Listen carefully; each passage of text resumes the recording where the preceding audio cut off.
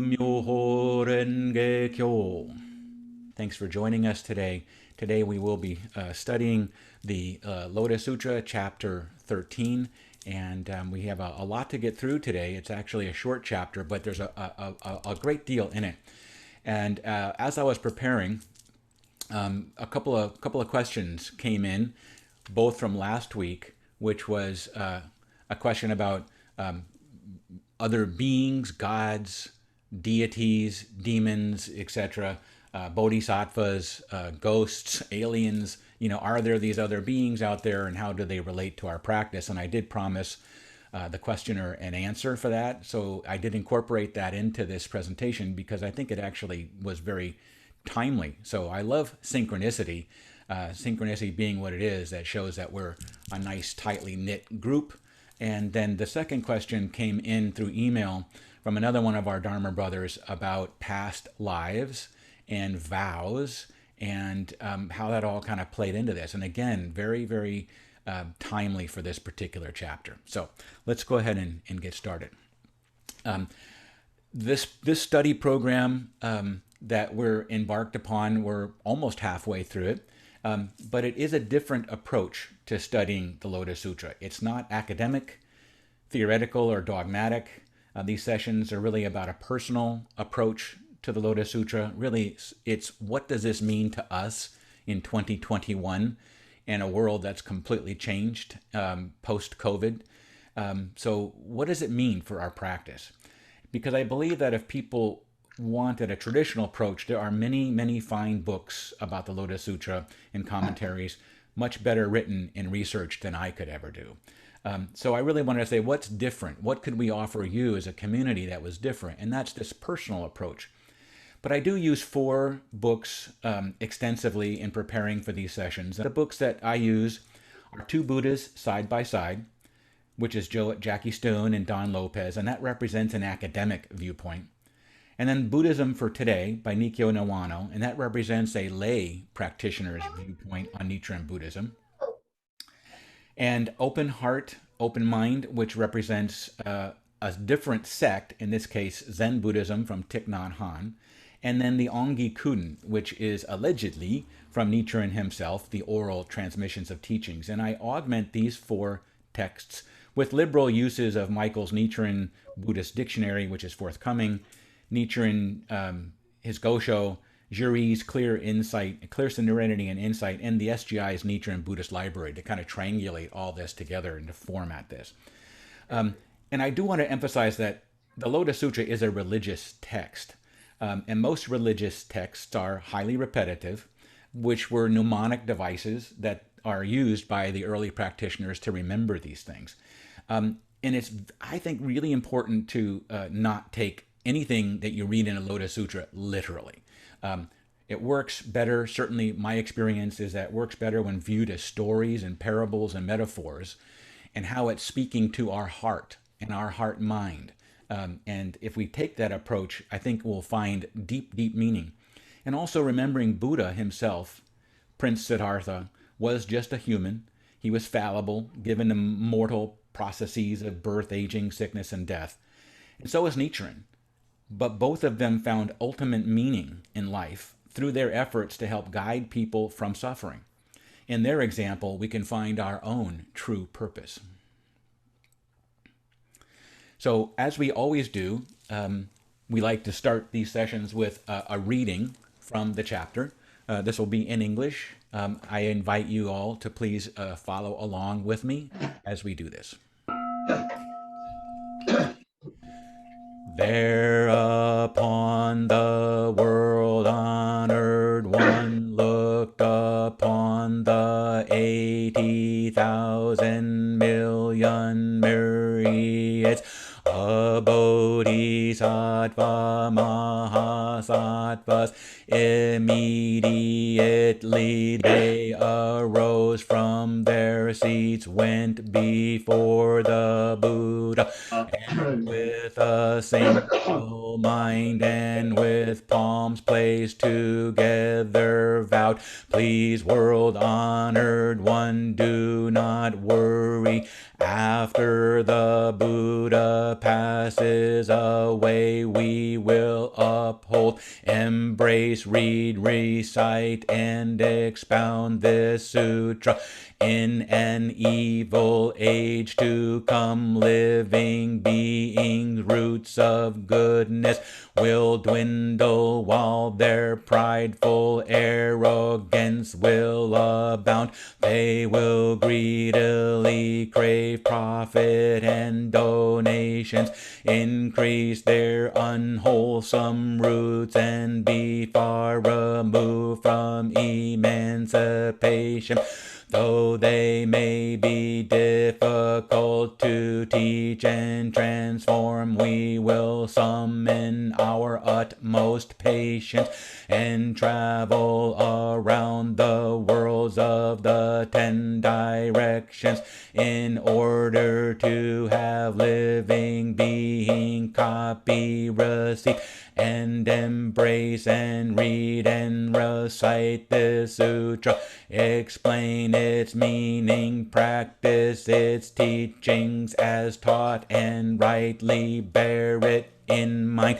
We will teach this sutra far and wide. There will be many unwise people who insult and mock us and subject us to stick and sword, yet we will endure it all.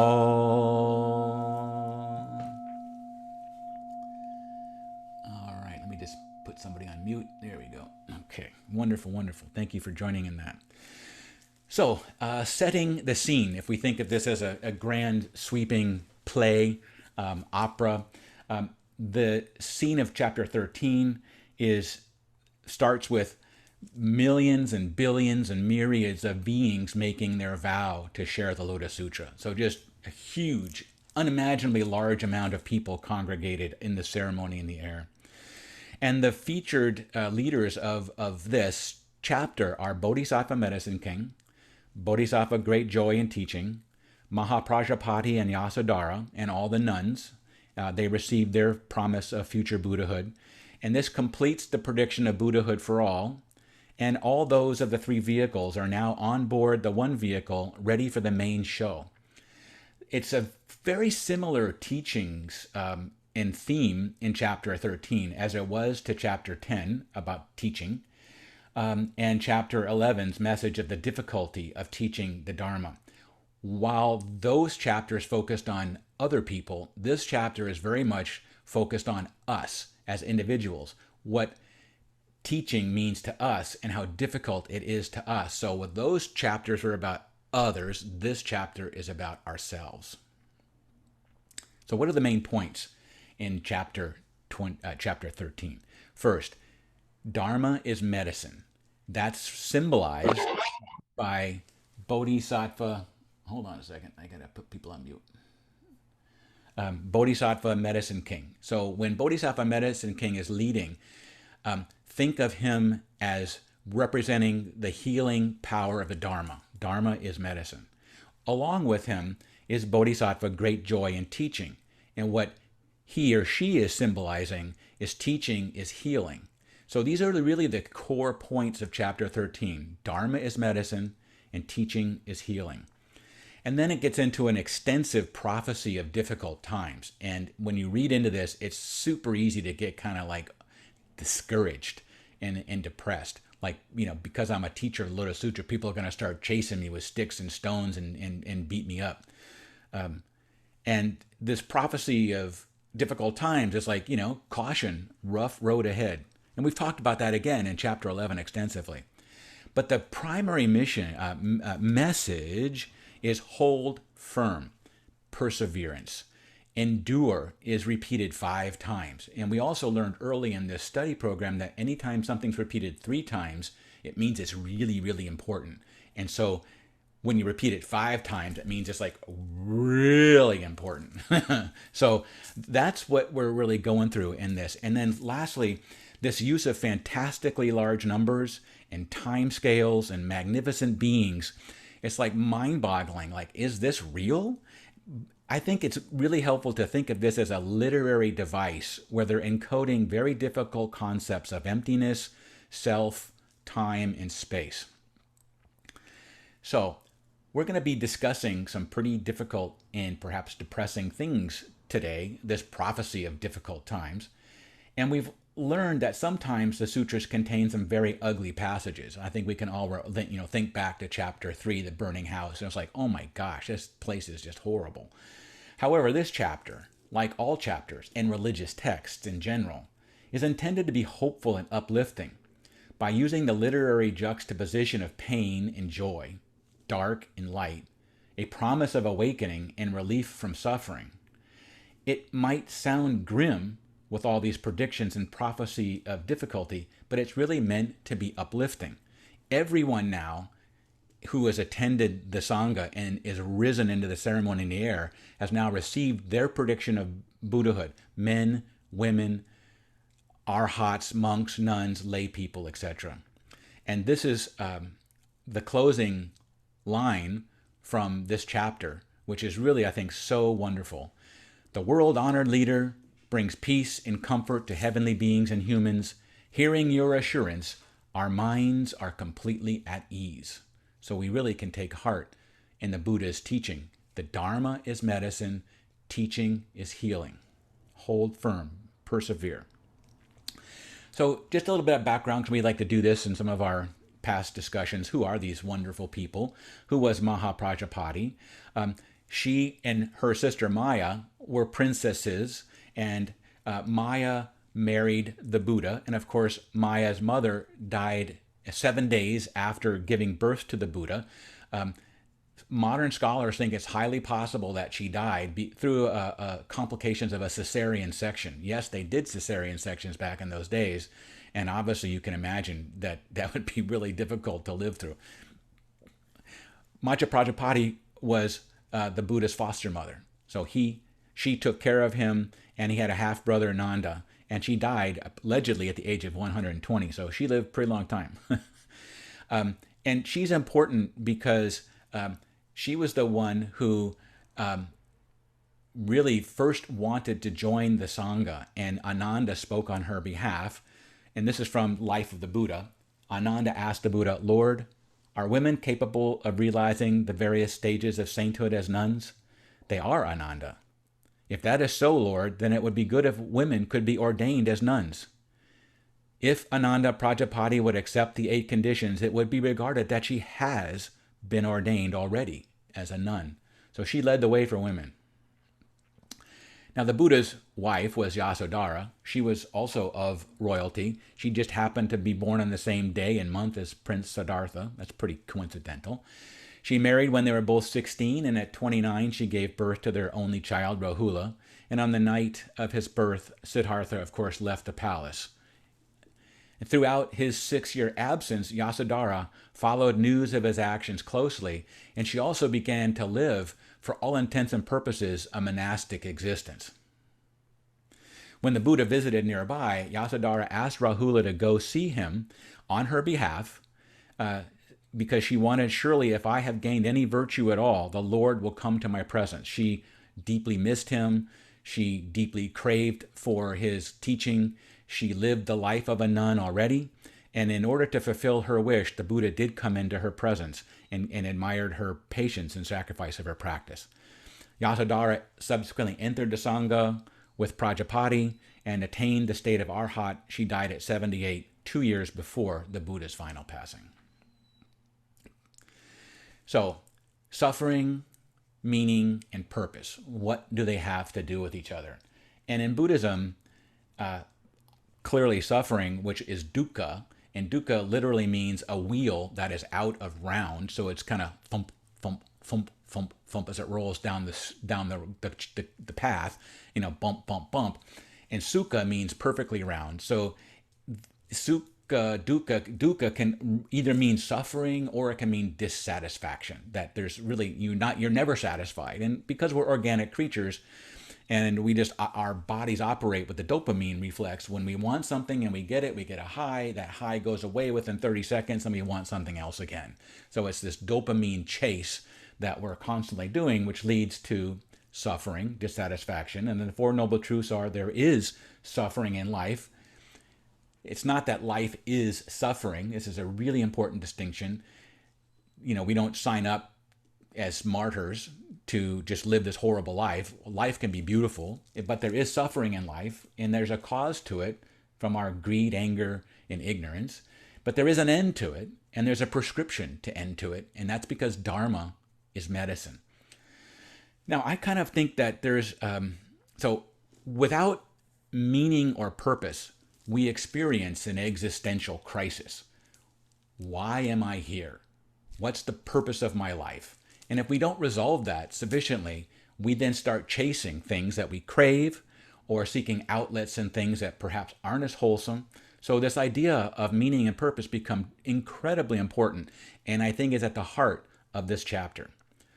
Now, Paul Tillich, in The Dynamics of Faith on page 13, said, the more objectified and externalized a faith, the less it is able to overcome the cleavage between subject and object. The inescapable consequence of objectified and externalized faith is existential disappointment. So this is the answer to why I don't think it's particularly useful to objectify or anthropomorphize the bodhisattvas that we read about, that the beings and gods and demons are real. That I think it's much better to think of them as metaphorical representations of our own internal thought processes and those things around us. Now, I would say that this existential suffering is deeper than craving and aversion, ceaselessly chasing after the next dopamine hit. Now, this is Ryugan speaking, not coming directly from the Buddhist texts. But I think being alienated from the ultimate, this sense of being alone and apart, is really the deepest cause of painful existential suffering. And there's a wonderful poem by John Robinson Jeffers, an American poet who died in 1962. And he wrote a famous poem, but there's a line from that that says, not man apart, not human apart. We're not disconnected. We're all interconnected through dependent origination, through interbeing. We are We are all one in the ultimate. And when we realize that, it's so helpful for us. And Viktor Frankl, who survived Auschwitz, he wrote a very famous book, The Search for Meaning, and it said, in some ways, suffering ceases to be suffering at the moment it finds meaning, such as the meaning of a sacrifice. So vows give us meaning and purpose. And remember, when chapter 13 starts, it's these bajillions of bodhisattvas all vowing to teach. So what does that mean? And did I have to be born in a past life? Or as a bodhisattva from the earth, we're part of, Nichiren's retinue. How does all that stand up? We're going to get to that. But vows are commitments we make to ourselves and others where we will place our ultimate concern right now, in this lifetime, not some legacy from lifetimes past. And it's really interesting how Western culture is so astoundingly disembodied, not man apart, separated. So again, Paul Tillich says, faith is the state of being ultimately concerned. The dynamics of faith are the dynamics of humans' ultimate concern. So what do you think about the most? And we all have them, and they change all the time. Some people are into politics, a particular political party, a particular sports team, their work, their team, their family, their friends. That's where their money, power, could be anything. In Buddhism, we like to say, look, let's have the ultimate, which is Myoho Renge Kyo, represented on our Gohonzons. That should be the ultimate meaning for us, and that will become our compass that helps us navigate life. Friedrich Nietzsche said, if you can find a why, then you can bear any how. So you don't need to suffer. Meaning gives us a path out of suffering. And as Niwano said, not to spare our body or life to preach it, because this ultimate meaning is such a good thing, and it gives us hope and purpose and meaning. Erich Fromm talked about love is the only way to grasp another human being in the innermost core of their personality. Love is the only sane and satisfactory answer to the problem of human existence. Again, going back to this idea of being cut off, apart, separated from the ultimate. The ultimate is all of us in this existence as inter-are. When we don't feel connected to other people, we deeply, deeply suffer. And if we don't have a purpose to help us connect, Dharma is medicine, and help others connect, teaching is healing, we get into these existential crises, and then we're just adrift to the next Facebook post, the next Instagram message, the next whatever it is that we're out there chasing. And Thich Nhat Hanh said, "Your purpose is to be yourself. You don't have to run anywhere to become someone else. You are wonderful just as you are." And Maya Angelou wrote, "You may encounter many defeats, but you must not be defeated. In fact, it may be necessary to encounter the defeats so you can know who you are, what you can rise from, how you can still come out of it." I mean, doesn't this just sound like the prediction for difficulty in chapter 13? And that there's going to be hard times. Going through hard times is the test of ourselves and our character and makes us stronger. So dreams. What do dreams have to do with a vow?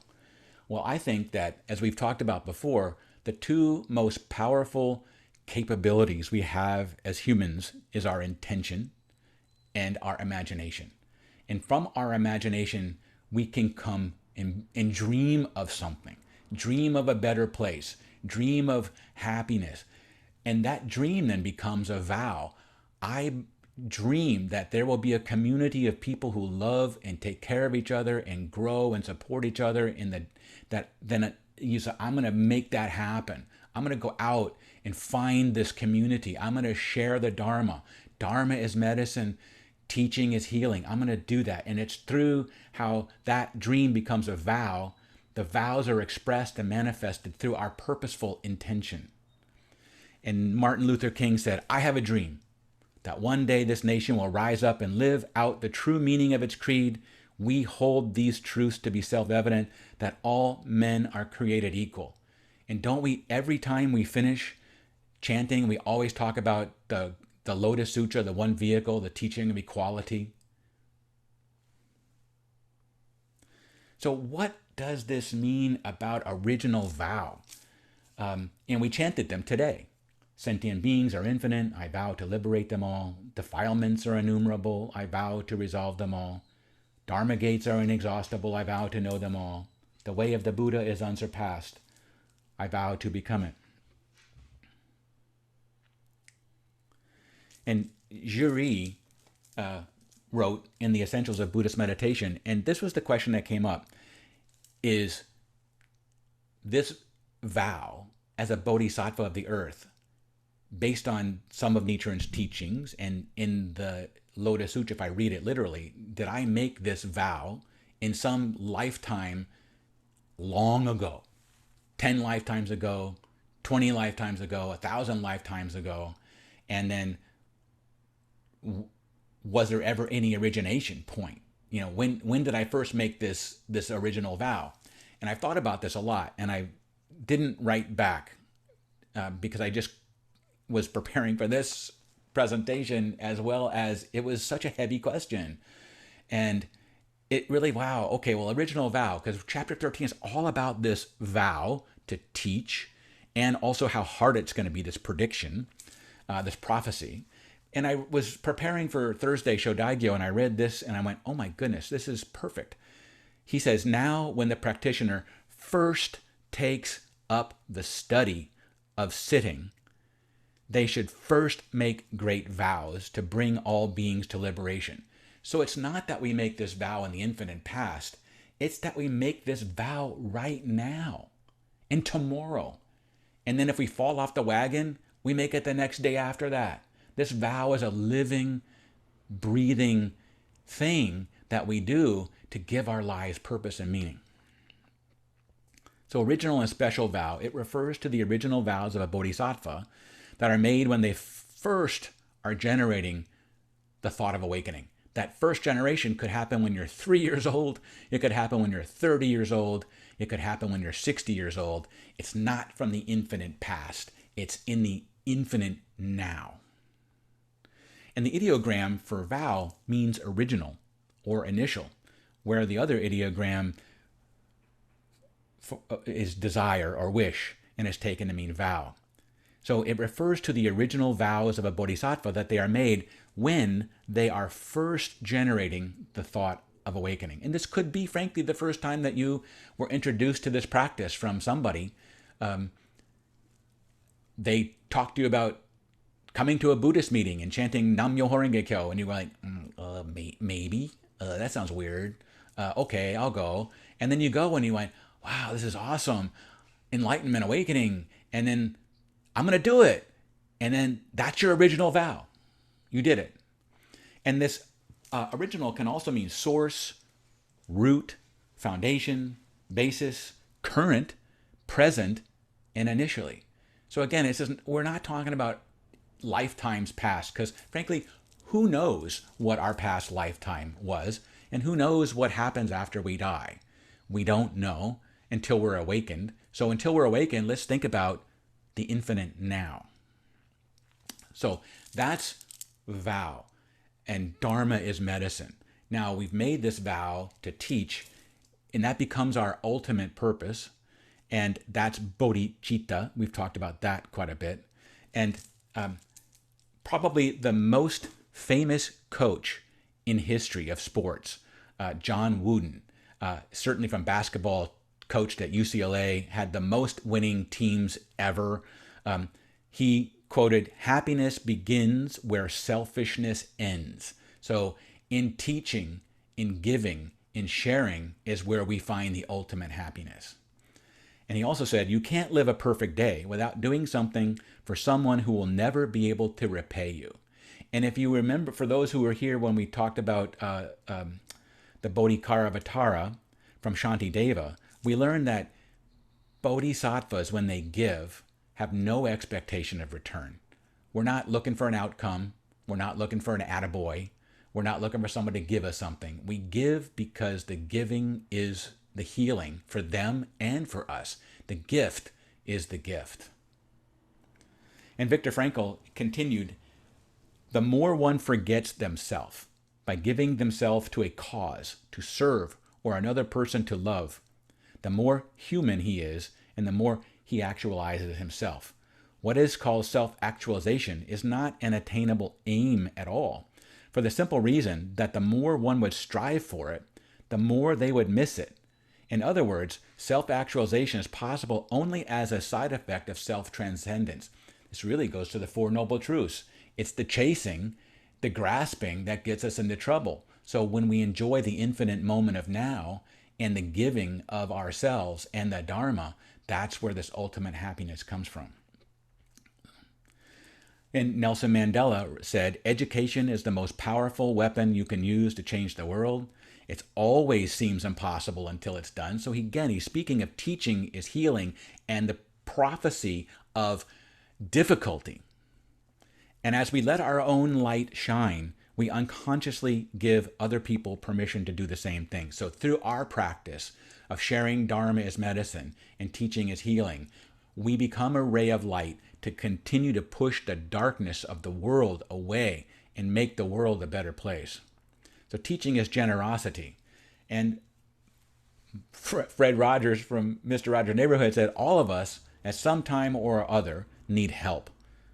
Whether we're giving or receiving help, each of us has something valuable to bring to this world. That's your special vow that complements the original vow. That's one of the things that connects us as neighbors. In our own way, each one of us is a giver and a receiver. Giving the gift with no expectation of outcome. Giving is receiving. Real strength has to do with helping others. So when we express our vow to share the Dharma, we lead by example because we don't want to bludgeon anybody. We don't want to, pound them over the head with it. This idea that, that self-righteousness, that you're wrong, you made a mistake. There's the fastest way to alienate anybody is to start the words of you're wrong, right? So we don't want to do that. How do we act as bodhisattvas? We role model for them. And as Fred Rogers said, try your best to make goodness attractive. That's one of the toughest assignments you'll ever be given. Again, prediction of how difficult it is to teach. And as Dale Carnegie said, you never win an argument. So if you're going to start to argue with, someone who's a Christian or someone who's a Zen Buddhist or someone who is in the SGI or Nichiren Shoshu or, pick one, the minute you start into an argument, you've already missed the opportunity to be a light in the darkness. And Nelson Mandela said, I'm not a saint unless you think of a saint as a sinner who keeps trying. So, why did I pick all these different people? Because bodhisattvas are everywhere. Everywhere you look, there's bodhisattvas. And they don't have to be Buddhists, and they certainly don't have to be Nichiren Buddhists. There's people out there working hard because they want to give and to teach and to nurture and to create community. And we can find these people. And remember, we're all we're all connected to these people. It's just a beautiful, beautiful thing.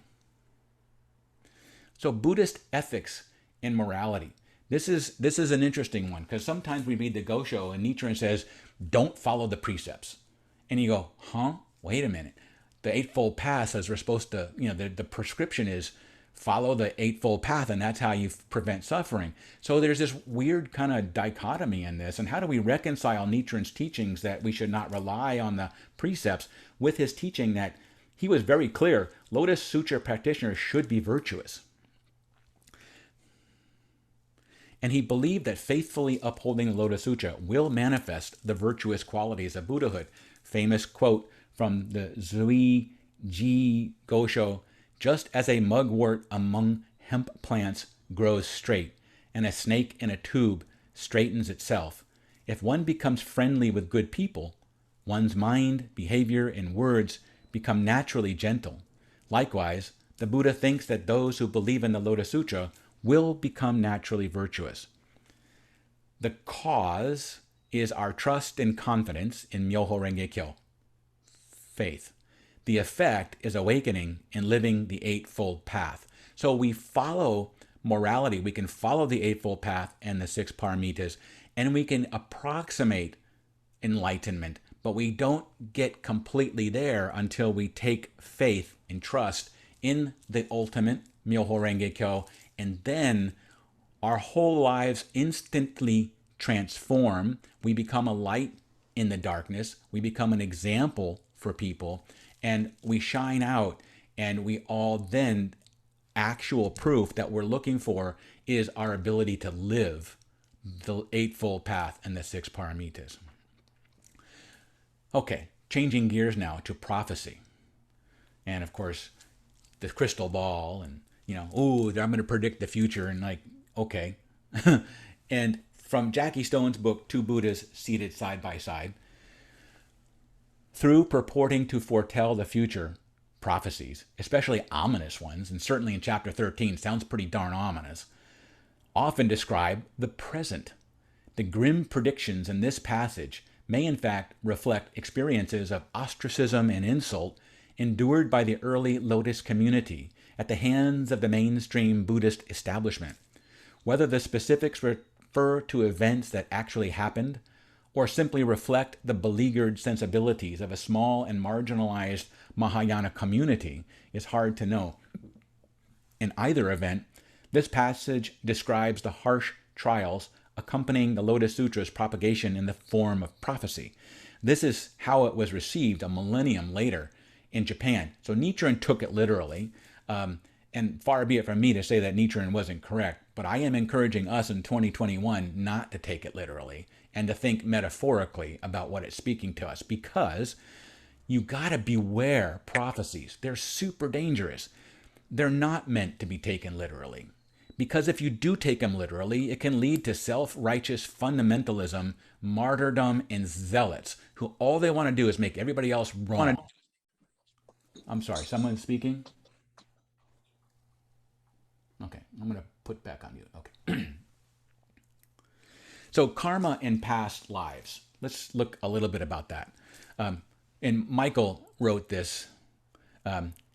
Karma and rebirth can be a way of relating to the depths of our mind's constant imagining of possibilities and the ability to take in more than we consciously perceive, and its sense of how to respond to all that is taken in, which precedes conscious decision.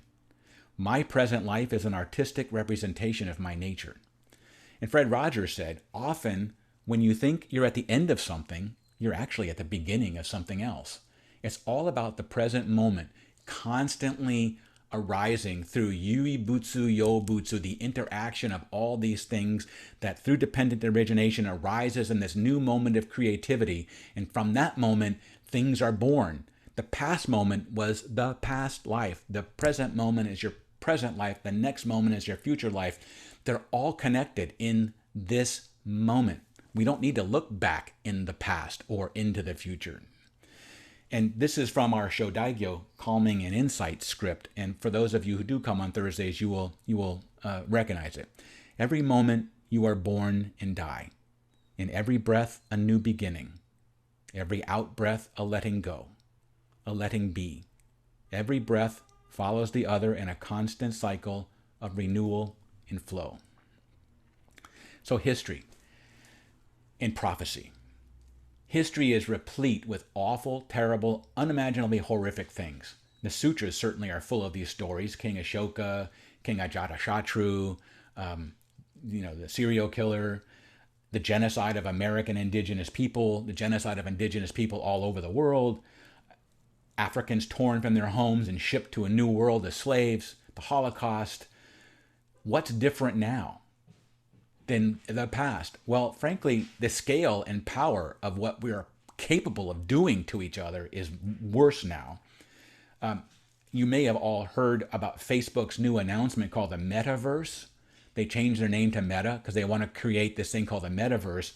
Well, if you've read the science fiction book Ready Player One or seen the movie Ready Player One, that's what they're trying to create. They're trying to create a whole new immersive alternative reality.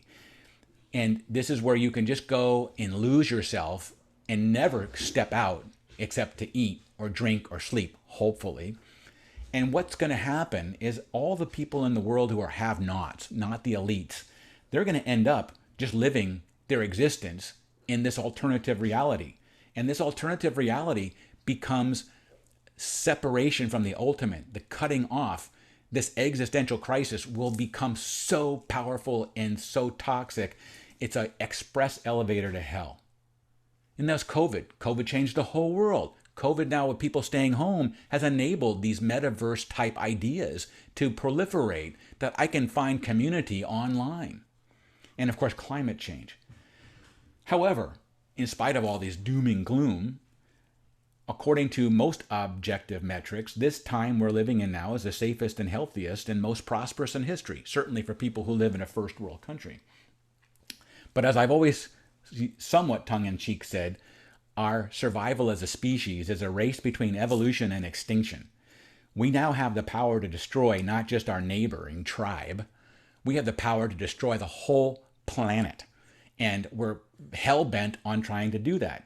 And I do believe strongly there's no political solution to what is basically this existential problem of being cut off and feeling separated from the ultimate.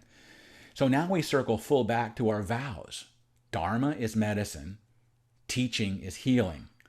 And as Jean-Luc Picard said in the science fiction movie First Contact, the line must be drawn here. So our vow is to be bodhisattvas and not just practice for ourselves, but to practice for other people. Dharma is medicine, teaching is healing, transforming for us and for other people. So literary encoding as metaphor. This goes back to what I promised to talk about earlier. And the first idea is time and space. And those of you who are familiar with time dilation, clocks don't always run at the same speed. A little incomprehensible, but the faster you go, the slower the clock gets. So time and how you experience time is relative. Time is a mental formation constructed by our consciousness out of the raw inputs we get, and we think it's, quote, real and immutable, but it's not. And same thing goes for space. Gravity warps space. So the Buddha was trying to come up with ways of expressing that everything is relative. He was doing it way before Einstein, but in a religious context, as where Einstein tried to do it with science and math. But if you think of kalpas and aeons, don't think about past lives 100,000 years ago and 10 lifetimes before and all this kind of stuff. And like, kalpas, I break up a grain of sand and I crunch it up even further and I drop a grain of sand in every universe I come across and that represents an aeon. It's like, oh, come on. It's like, what? And so think of kalpas and aeons. Think of it as the present moment, because don't you at some point get to feeling like this moment lasts a long time? Like, wow, Mark's been talking for 45 minutes. It feels like 2 hours. Or you've been enjoying it. And you say, Mark's been talking for 45 minutes and it feels like 15 minutes has gone by. I mean, it's all relative. It's all the present moment. Same thing goes with space. Think about the 10 realms and all these hells and hungers and demons and animalities and, the heavenly realm and the human realm and blah, blah, blah. Think of it all. These are all right now conditions inside of you that you're experiencing, inextricably linked with everything else around you in Ichinen Sanzen, in this present moment, this infinite present moment. A wonderful poem by William Blake.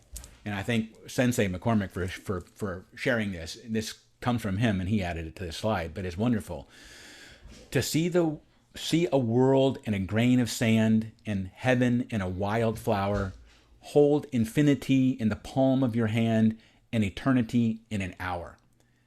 I mean, this guy is not a Buddhist, but it's one of the most Buddhist things I've ever read. There's bodhisattvas everywhere. And this idea of fantastic beings. No, Mark doesn't believe in aliens.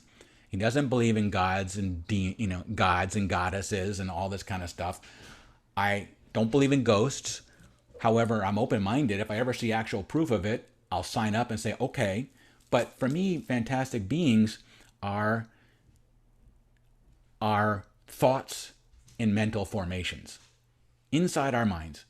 They're archetypes, not actual beings. They speak to us through association in symbols about our own psychological, neurological, and physiological processes.